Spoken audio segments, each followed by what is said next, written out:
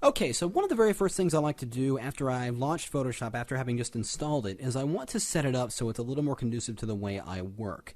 And that's going into and modifying the preferences. Now, if you are in fact brand new to Photoshop, you've never launched it before, you're probably going to want to work a little while or develop some habits when you're working in Photoshop and decide which preferences you want to turn on or off. But I just want to go through the preferences so you can perhaps notice some things you want to change right from the get-go, and you'll know where they are for future reference. Now, on a PC, the preferences for Photoshop are actually located under the Edit menu.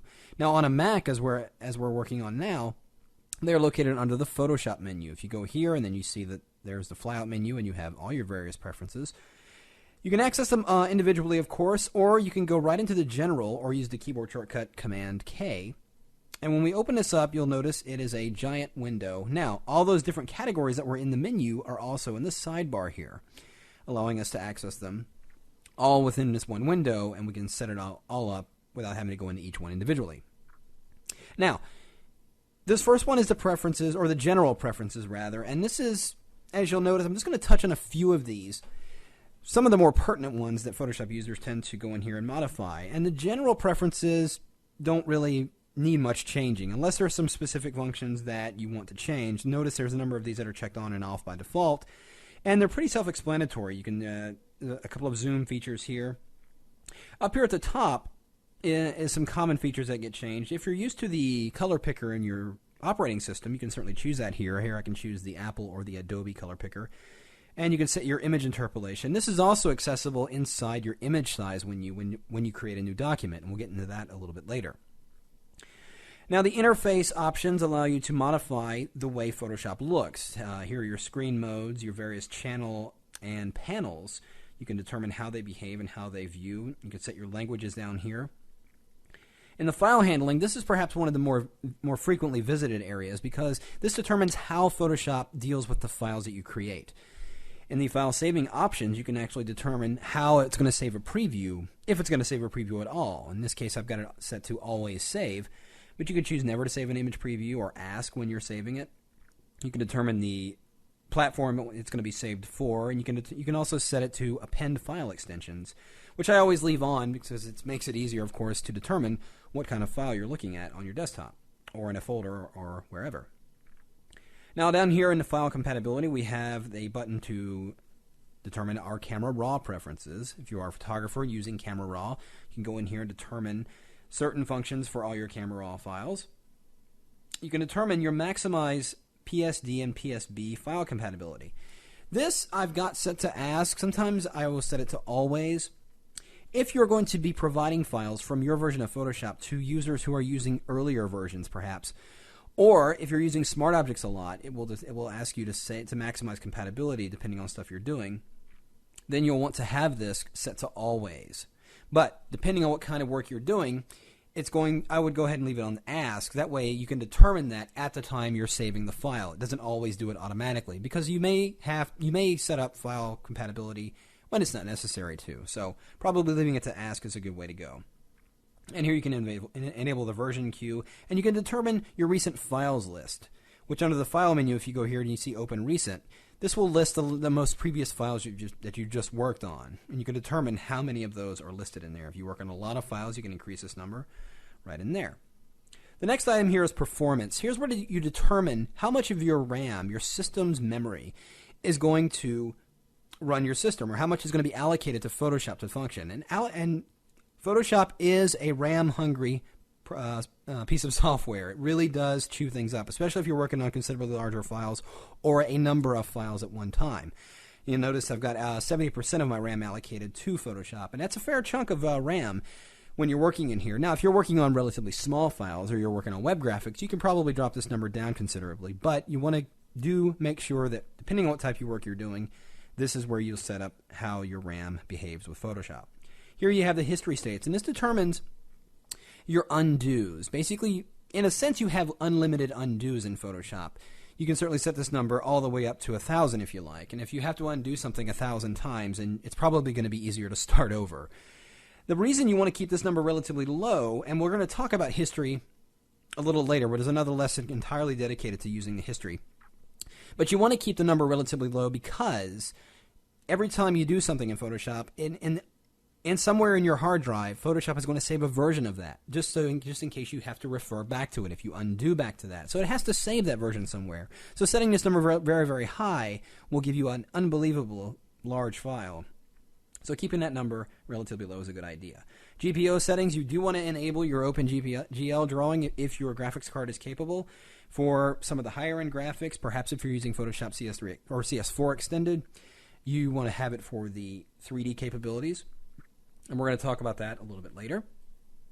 And just moving along, cursors, you can determine the behavior and, well, actually the appearance of your cursors. You can have it looking like the actual tool itself, precise, normal. Now, these are functions that will probably develop as you work in the program. I noticed over time that I would use precise, but I seem to like normal brush tip.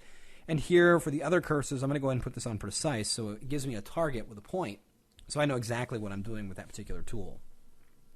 Transparency and gamut determines when you have a file that has transparency and you have no other files, layers beneath it. This is the grid you will see, and that basically represents a transparent area of your document. And you can change the size, colors, and all that stuff right within this window. Units and rulers determines your unit of measure. If you're working in inches, pixels, if you're working in video or web, this is your ideal measurement. Inches for print, and you got others, percentages, all those things are located right in here. And there's a quick and easy way to change your unit of measure while inside the document. We'll show you that a little bit later on as well.